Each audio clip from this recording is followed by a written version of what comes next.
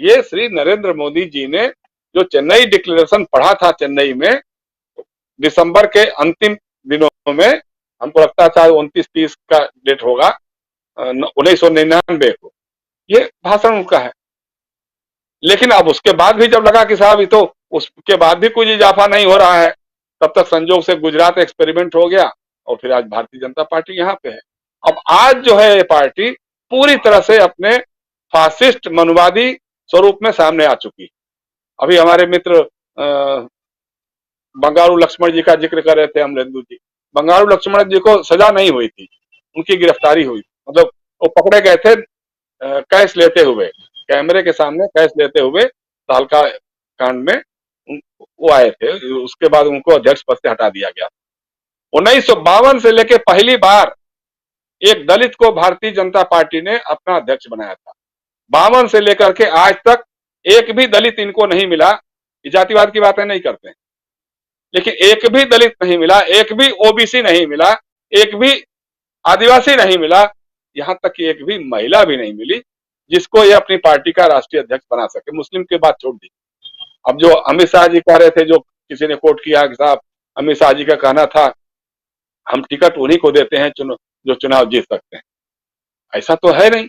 आप किसी मुसलमान को टिकट दे देते हो, चुनाव जीत जाता आराम से। लेकिन चूंकि मुसलमान आपकी प्रायोरिटी में नहीं है, उसी को तो खलनायक बना करके आपने पूरी राजनीति अपनी खड़ी की है। अगर वो खत्म हो जाएगा, वो आपके साथ हो जाएगा, तो फिर तो आप किसके खिलाफ लड़ेंगे। मुझे अच्छी तरह से याद है, एक बार लालकृष्ण आडवाणी जी के साथ हम लोग विमान यात्रा कर रहे थे, तो उन्होंने कहा था कि साहब वो बाबरी मस्जिद का गिरना जो है वो हम लोगों को बड़ा नुकसानदेह हो रहा, उसका मुझे बहुत अफसोस है। हमने कहा अच्छा वाकई आपको अफसोस है? तो उन्होंने कहा हाँ अफसोस तो है, क्योंकि अगर मस्जिद खड़ी रहती तो हम उसको कहते थे कि कलंक का ढांचा मौजूद है, कलंक का ढांचा मौजूद है। अब तो मस्जिद गिर गई तो हम कहेंगे क्या? उसी तरह से है कि जो मुस्लिम विद्वेष के नाम पे आपने राजनीति अपनी खड़ी की है,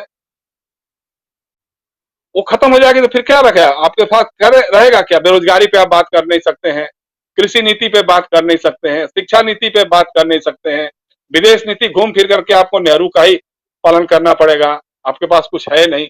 अर्थनीति आपने देश को तबाह कर दिया, आपके पास कोई अर्थनीति, सुविचारित अर्थनीति है नहीं। तो आपके पास तो घूम घूम फिर करके वही है, हिंदू और मुसलमान है।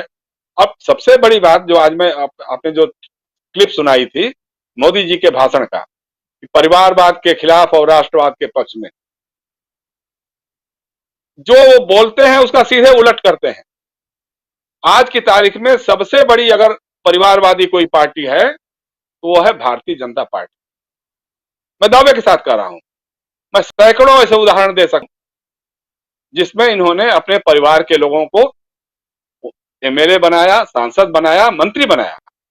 भाई अब 3-3 पीढ़ियां, विजय राजे सिंधिया, उनकी पुत्री विजय वसुंधरा राजे सिंधिया, उनकी बहन यशोधरा राजे सिंधिया, वसुंधरा राजे सिंधिया के बेटे दुष्यंत सिंह सांसद हैं, कल्याण सिंह हमारे उत्तर प्रदेश के मुख्यमंत्री बने, बाद में राज्यपाल बने, उनके पुत्र राजवीर सिंह सांसद हैं, उनके पुत्र संदीप सिंह विधायक, इस बार मंत्री भी बने हैं, राजनाथ सिंह जी के पुत्र विधायक हैं, लेकिन उनको मंत्री इस बार नहीं बनाने दिया गया, वो अंदरूनी अपनी राजनीति जो भी होगी। येदियुरप्पा का परिवार है, कितने परिवार, परिवार दर परिवार आप गिना सकते हैं। उसमें जो है ये भाजपा के लोग बड़े चालाकी से जब हम लोग इस सवाल को खड़ा करते हैं तो कहते हैं नहीं पार्टी संचालन का काम तो कभी नहीं किया परिवार के लोगों ने। अरे भाई आपके पास परिवार था कहां? अटल बिहारी वाजपेयी थे, उनके पास कोई परिवार था नहीं, नरेंद्र मोदी का कोई परिवार है नहीं, तो चलाएगा कौन परिवार वाला भाई? लेकिन जिसके पास परिवार था उसने तो बनाया ना। आपने अगर तय कर लिया होता कि हाँ जी हम किसी परिवार वाले को टिकट नहीं देंगे, किसी को भी, तो हम बात समझ में आती। लेकिन चूंकि परसेप्शन क्रिएट करने में आपका कोई सानी नहीं है, आपका कोई मुकाबला नहीं है, आपका कोई जोड़ नहीं, तो आपने एक परसेप्शन बना दिया कि हम तो परिवारवाद के खिलाफ हैं। राष्ट्रवाद की बात, जितना राष्ट्र विरोधी कार्य आपकी सरकार में हो रहा है, आपकी समय में हो रहा है, कभी हुआ है क्या? मध्य प्रदेश के लोग ध्रुव सक्सेना का नाम भूल जाएंगे क्या? जो पाकिस्तान के लिए जासूसी करते हुए पकड़ा गया था, वो भाजपा की आईटी सेल का पदाधिकारी था। वो रोज आतंकवादी घटनाएं हो रही हैं जिसका कुछ पता नहीं चलता है। पुलवामा हत्याकांड का अभी तक पता नहीं चला कि उसके पीछे कौन था, उस जांच का क्या हुआ, क्या कभी कुछ पता नहीं चल रहा है। लेकिन चूंकि आप इस मामले में बड़े उस्ताद हैं कि आप परसेप्शन बना देते हैं, परसेप्शन तैयार करने में कोई आसानी नहीं है आपका, लोग उसी को लेकर झेल रहे हैं। इसलिए राजीव जी, ये बातें तो चूंकि लंबे बहस का विषय हो सकती है, कभी भी चर्चा और हो सकती है, लेकिन सीधी सी बात है कि देखिए, भारतीय जनता पार्टी आज सफलता के शिखर पर एक तरह से कहा जाए, दर्जन भर राज्यों में उसकी सरकार बन गई है, 3-4 राज्यों में उसकी मिलीजुली सरकार है, जो एनडीए के साझा दल है उनके साथ सरकार साझा कर रही है। लेकिन इसका सिक्के का दूसरा पहलू भी है।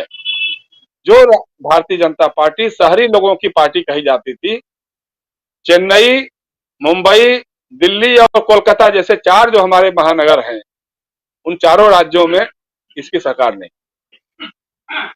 आंध्रा, तेलंगाना, केरल, राजस्थान, छत्तीसगढ़, महाराष्ट्र, इसकी सरकार नहीं है। ऐसा नहीं है, लोगों ने आपको अभी भी आपके जो 17 करोड़ मेंबर बता रहे हैं, जो 17 करोड़ मतलब वो जो कैसे कैसे करके को मिस कॉल करके या कैसे बना करके जो मेंबर बने हैं, यानी अभी भी इस देश के 100-150 100-125 करोड़ लोग आपको पसंद नहीं करते, आपकी पार्टी के साथ नहीं जुड़े हुए हैं। तो ये सारी बातें हैं, लेकिन चूंकि असल बात यह है कि भारतीय जनता पार्टी अब अपने पूरे जो खुले रूप से जिसको लेकर के आरएसएस का गठन हुआ है, या आरएसएस ने अपनी राजनीतिक इकाई जनसंघ और भाजपा बनाई, अब वो उस एजेंडे के साथ सामने है। आश्चर्य करेंगे आप, मतलब आज जिस ढंग से